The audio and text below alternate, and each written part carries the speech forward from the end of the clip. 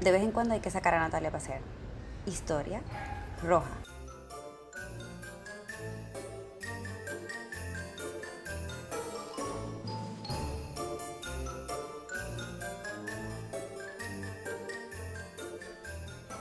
Bitácora de Aventuras, edición Contar las historias. Al igual que muchos, llevaba años queriendo escribir sobre vivencias y no lo hacía. Y luego unos cuantos más sin contarle a nadie después de que las escribí. Algo dentro de mí sabía que todo lo que sé, lo sé porque alguien contó sus historias y lo aprendí. Quería devolver el favor. En tiempos más recientes y después de largas búsquedas sobre contar historias para prepararme para contar las mías, me tropecé con unas charlas que hablaban sobre cómo las historias cambian no solo el que recibe las historias, sino el que las cuenta también. En el momento me pareció un poco exagerado, porque siempre pensaba que uno escribía desde su perspectiva y con un propósito en particular, que en cierta manera uno escribía buscando una reacción particular en quien nos leía. Después de escribir un par de historias y empezar a compartirlas con otras personas bastante diferentes, entre ellos, me di cuenta de que el tipo tenía la razón y yo estaba bastante equivocada, otra vez. Me pasa cada rato. De cada bitácora, cada persona a quien se la enseñé tenía una interpretación y opinión completamente diferentes. Hasta en una ocasión tuve que explicarme en detalle sobre un tema que me resultaba súper obvio. Además de eso, y releyendo bitácoras más viejas, me he dado cuenta de que también yo he cambiado, como escribo, como interpreto y hasta las historias que quiero contar. Ahora quiero estarle azul todo el tiempo, pero eso para otro día. Otra cosa que este estudio sobre historias me enseñó es que sí estaba en lo correcto en que mis conocimientos se los debo a las historias de alguien más, pero va más allá de las cosas que he aprendido yo. Hasta nuestros instintos de supervivencia los tomamos mirando y escuchando a quien vino antes que nosotros.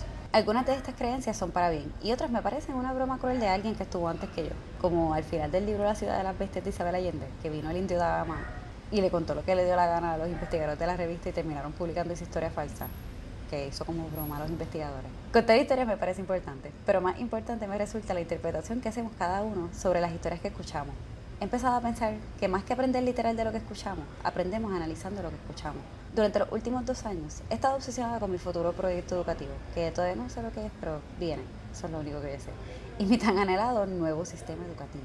Hoy estaba sentada en el balcón leyendo sobre agricultura forestal, o agroforestry, o como se diga, así es en inglés, que es hacia donde me estoy moviendo con la finquita, yendo obsesionada con empaparme del tema. El viento sopló bien duro de repente y una rama de chayita, mi planta de chaya, me dio en la cara.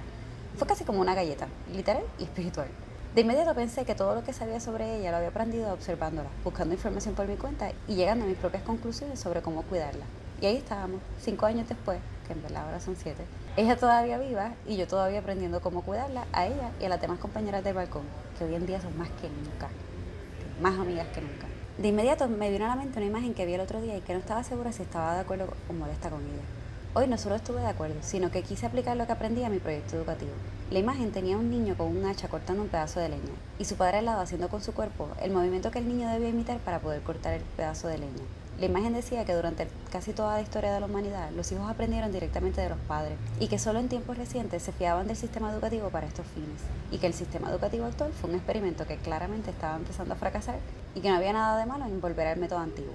Definitivamente de acuerdo con que el sistema educativo actual caducó, pero ese día no estaba tan de acuerdo, pues en tiempos pasados aprendías solo lo que sabían tus padres, y si algo me gusta del sistema actual es que cada cual decide lo que quiere aprender. Entonces, recibiendo la galleta de chayita, me puse a pensar que precisamente en eso estriba el cambio, en aprender de lo que querramos, pero fomentar el aprendizaje por cuenta de interés propio. En definitiva, no hay nada que yo haya aprendido mejor que lo que he estudiado por mi cuenta después de haber estado 9 años en la universidad y 12 en la escuela, y que no tiene nada que ver con lo que aprendí en esos 9 años de universidad.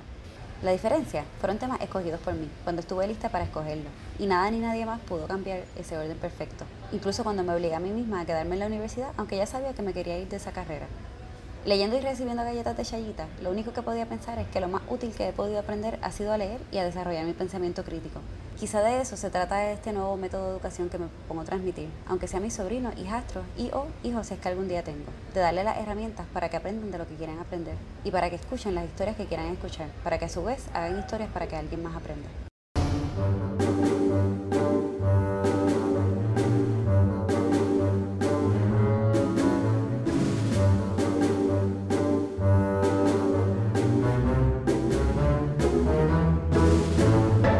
El primer intento fue dejar de hablar cuando el perro ladraba. El segundo intento fue intentar editar al perro. El tercer intento fue decidir que hay un perro nuevo en el barrio.